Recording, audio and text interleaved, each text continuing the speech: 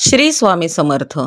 आज आपण हिंदू धर्मातील अत्यंत पवित्र आणि महत्त्वाच्या दिवसांपैकी एक असलेला आषाढी एकादशी विषयी जाणून घेणार आहोत.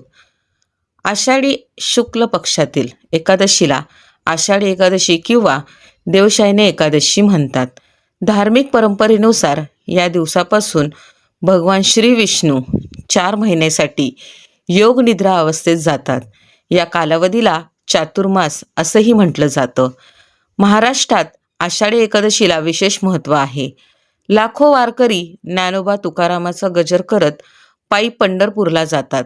श्री विठ्ठल रुक्मिणीचं दर्शन घेतात. या संदर्भात सुंदर पौराणिक कथा जाणून घेऊया.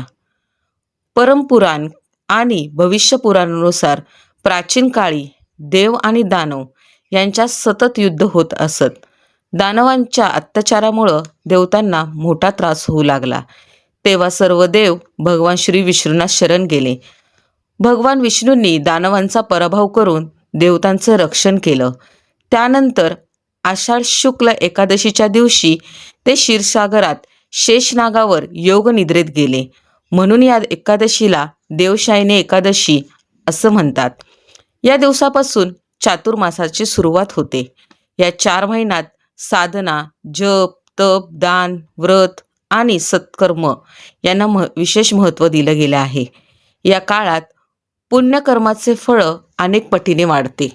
या कथेचा संदेश असा की जेव्हा मनुष्य श्रद्धेने भगवान विष्णूंचे स्मरण करतो तेव्हा त्याच्या जीवनात संयम, शांती आणि आध्यात्मिक उन्नतीचा मार्ग खुला होतो.